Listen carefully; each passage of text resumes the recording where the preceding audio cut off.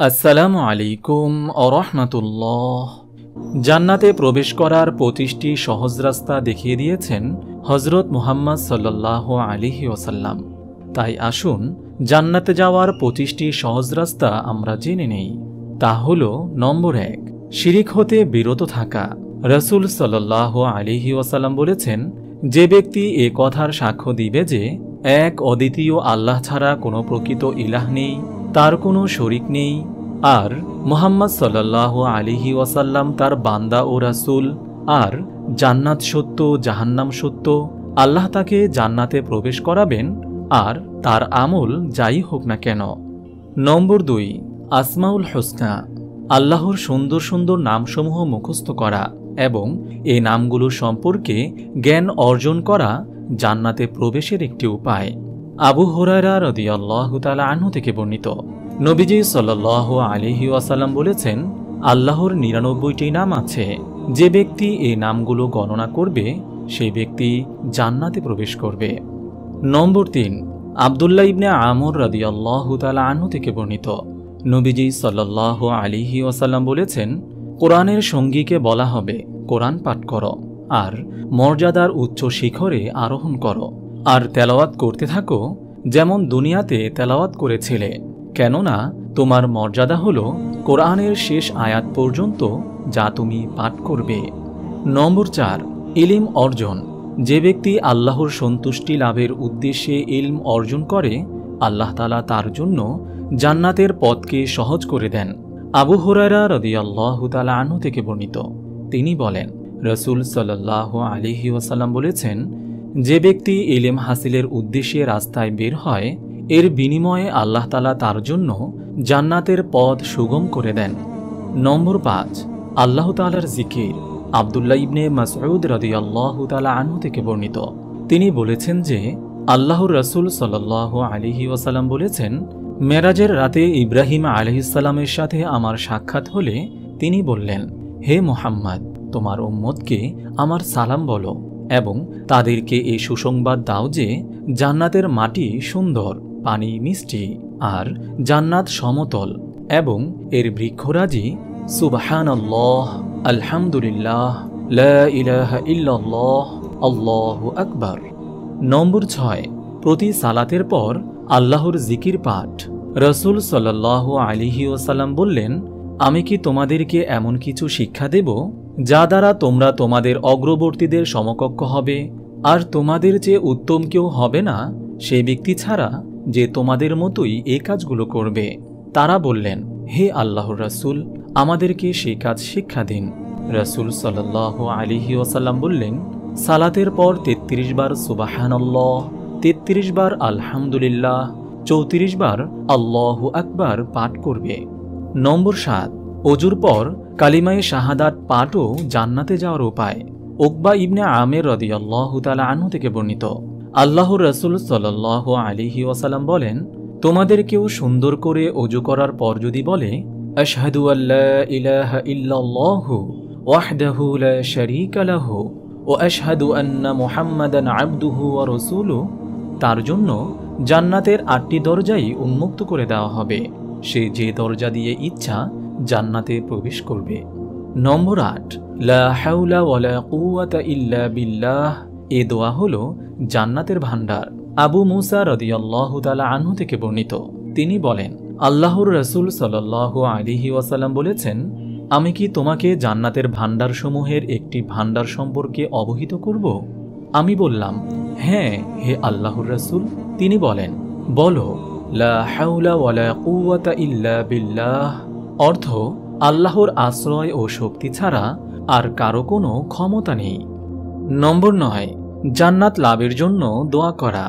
আল্লাহর নিকট জান্নাত চেয়ে দোয়া করলে জান্নাত তখন আমিন আমিন বলে সমর্থন করে। আনাস রাদিয়াল্লাহু তাআলা আনহু থেকে বর্ণিত, আল্লাহর রাসূল সাল্লাল্লাহু আলাইহি ওয়াসাল্লাম বলেছেন, যে ব্যক্তি ৩ বার আল্লাহর নিকট জান্নাত চায়, জান্নাত তখন বলে, হে আল্লাহ, ওই ব্যক্তিকে জান্নাতে প্রবেশ করাও। পক্ষান্তরে যে ব্যক্তি ৩ বার জাহান্নামের আগুন থেকে মুক্তি চেয়ে দোয়া করে, জাহান্নাম বলে, হে আল্লাহ, ওই ব্যক্তিকে দোজখের আগুন থেকে মুক্তি দাও। নম্বর ১০, গুনাহ মাফের প্রধান দোয়া। আল্লাহর রসুল সাল্লাল্লাহু আলাইহি ওয়াসাল্লাম মাগফিরাত কামনার দোয়াকে সাইয়্যিদুল ইস্তিগফার বা গুনাহ মাফ চাওয়ার প্রধান দোয়া বলে অবহিত করেছেন এবং জান্নাতে প্রবেশের কারণ বলে আখ্যায়িত করেছেন। যে ব্যক্তি বিশ্বাসের সাথে দিনে এ দোয়া পাঠ করে, সন্ধ্যা হওয়ার পূর্বেই যদি তার মৃত্যু হয় তাহলে সে জান্নাতবাসী হবে। আর যে ব্যক্তি বিশ্বাসের সাথে রাতে পাঠ করে এবং সকাল হওয়ার পূর্বেই মারা যায়, সে জান্নাতবাসী হবে। নম্বর 11, সালাতের প্রতি যত্নবান হওয়া। সালাত হল দিনের খুঁটি। আল্লাহ তাআলা আমাদের উপর দিন রাতে 5 ওয়াক্ত সালাত ফরজ করেছেন। আল্লাহর নিকট প্রিয় ইবাদত হল তার ফরজ কাজসমূহ। যে ব্যক্তি আল্লাহর নির্দেশ অনুযায়ী ফরজ কাজসমূহ আদায় করে, সে জান্নাতে প্রবেশ করবে।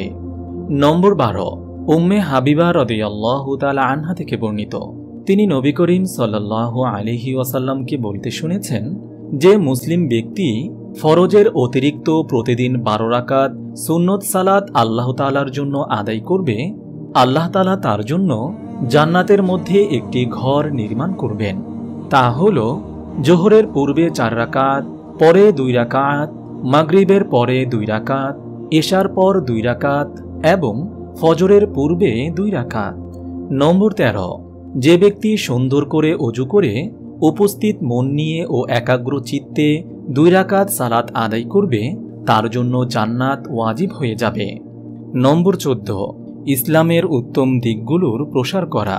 আব্দুল্লাহ ইবনে সালাম রাদিয়াল্লাহু তাআলা আনহু থেকে বর্ণিত, তিনি বলেন, আল্লাহর রাসূল সাল্লাল্লাহু আলাইহি ওয়াসাল্লাম বলেছেন, হে মানব সকল, সালামের প্রসার করো, খাদ্য দান করো, আত্মীয়তার সম্পর্ক বজায় রাখো।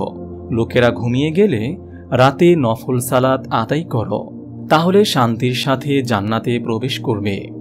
নম্বর 15, আবু হুরায়রা রাদিয়াল্লাহু তাআলা আনহু থেকে বর্ণিত, নবীজি সাল্লাল্লাহু আলাইহি ওয়াসাল্লাম বলেছেন, যে ব্যক্তি সকাল সন্ধ্যা মসজিদে যায়, তার জন্য আল্লাহ তাআলা জান্নাতের মধ্যে মেহমানদারির ব্যবস্থা করেন। নম্বর 16, সালাতের কাতারে ফাঁকা স্থান পূরণ করা। আয়েশা রাদিয়াল্লাহু তাআলা আনহা থেকে বর্ণিত, তিনি বলেন, আল্লাহর রাসূল সাল্লাল্লাহু আলাইহি ওয়াসাল্লাম বলেছেন, যে ব্যক্তি সালাতের কাতারে ফাঁকা জায়গা পূরণ করল, এর দরুন আল্লাহ তাআলা তার মর্যাদা বাড়িয়ে দেবেন এবং তার জন্য জান্নাতে একটি ঘর নির্মাণ করবেন। নম্বর 17, মসজিদ নির্মাণ। উসমান ইবনে আফফান রাদিয়াল্লাহু তাআলা আনহু থেকে বর্ণিত, তিনি রাসূল সাল্লাল্লাহু আলাইহি ওয়াসাল্লামকে বলতে শুনেছেন, যে ব্যক্তি আল্লাহর জন্য মসজিদ তৈরি করল, আল্লাহ তাআলা তার জন্য জান্নাতে অনুরূপ ঘর তৈরি করবেন। নম্বর 18, আজানের জবাব দেওয়া। দিন রাতে 5 বার মুয়াজ্জিনের আজানের জবাব দেওয়া জান্নাতে প্রবেশের আরও একটি কারণ। নম্বর 19, রাসূল সাল্লাল্লাহু আলাইহি ওয়াসাল্লাম বলেছেন, হে আবু সাঈদ, যে ব্যক্তি আল্লাহকে রব, ইসলামকে দ্বীন এবং মুহাম্মদ সাল্লাল্লাহু আলাইহি ওয়াসাল্লামকে নবী হিসেবে গ্রহণ করবে, তার জন্য জান্নাত ওয়াজিব হয়ে যাবে। নম্বর 20, সাহল ইবনে সাআদ রাদিয়াল্লাহু তাআলা আনহু থেকে বর্ণিত, নবীজি সাল্লাল্লাহু আলাইহি ওয়াসাল্লাম বলেছেন, জান্নাতের ভেতর রায়্যান নামে একটি দরজা আছে। কিয়ামতের দিন এখান দিয়ে রোজাদারগণ ঢুকবে। তারা প্রবেশ করার পর তা বন্ধ করে দেওয়া হবে, তারপর আর কেউ ঢুকতে পারবে না। নম্বর 21, আবু হুরায়রা রাদিয়াল্লাহু তাআলা আনহু থেকে বর্ণিত, রাসূলুল্লাহ সাল্লাল্লাহু আলাইহি ওয়াসাল্লাম বলেছেন, এক উমরা থেকে আরেক উমরা মধ্যবর্তী সকল গুনাহের জন্য কাফারা স্বরূপ, আর পুণ্যময় হজের প্রতিদান জান্নাত ছাড়া আর কিছু নয়। নম্বর 22, আবু হুরায়রা রাদিয়াল্লাহু তাআলা আনহু থেকে বর্ণিত, আল্লাহর রাসূল সাল্লাল্লাহু আলাইহি ওয়াসাল্লাম বলেছেন, আল্লাহ তাআলা ওই ব্যক্তিকে জান্নাতে প্রবেশ করানোর দায়িত্ব নিয়েছেন, যে ব্যক্তি শুধুমাত্র আল্লাহর পথে জিহাদ করা এবং তার কথাকে সত্য বলে প্রমাণিত করার উদ্দেশ্যে ঘর থেকে বের হয়, অথবা তাকে জিহাদের সওয়াব ও গনিমত লাভে ধন্য করে গাজী হিসেবে ঘরে ফিরিয়ে আনেন। নম্বর 23, হুযায়ফা রাদিয়াল্লাহু তাআলা আনহু থেকে বর্ণিত, তিনি বলেন, রাসূলুল্লাহ সাল্লাল্লাহু আলাইহি ওয়াসাল্লাম বলেছেন, যে ব্যক্তি আল্লাহর সন্তুষ্টির উদ্দেশ্যে দান খয়রাত করে, এর দরুন তাকে জান্নাত দেওয়া হবে। নম্বর 24, হুযায়ফা রাদিয়াল্লাহু তাআলা আনহু থেকে বর্ণিত, নবীজি সাল্লাল্লাহু আলাইহি ওয়াসাল্লাম বর্ণনা করেছেন, এক ব্যক্তি মৃত্যুমুখে পতিত হওয়ার পর জান্নাতে প্রবেশ করল। তাকে জিজ্ঞেস করা হলো, তুমি কি আমল করেছ?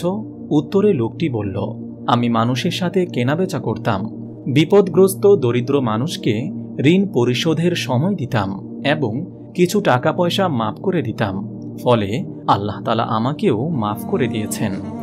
নম্বর 25, লজ্জাস্থান ও জবানের হেফাজত। যে ব্যক্তি তার 2 চোয়ালের মধ্যবর্তী অঙ্গ অর্থাৎ জিহ্বা এবং 2 উরুর মধ্যবর্তী অঙ্গের অর্থাৎ গুপ্তাঙ্গের হেফাজত করবে, আল্লাহর রাসূল সাল্লাল্লাহু আলাইহি ওয়াসাল্লাম তার জন্য জান্নাতের নিশ্চয়তা দিয়েছেন। মহান আল্লাহ তাআলা আমাদের সবাইকে ভিডিওতে বর্ণিত আমলগুলো করার তৌফিক দান করুন এবং আমাদের সকলকে জান্নাত দান করুন। আমিন। আপনি যদি এরকম ভিডিও আরও পেতে চান তাহলে এই চ্যানেলটি সাবস্ক্রাইব করে পাশে রাখা বেল আইকনটি অন করে দিন।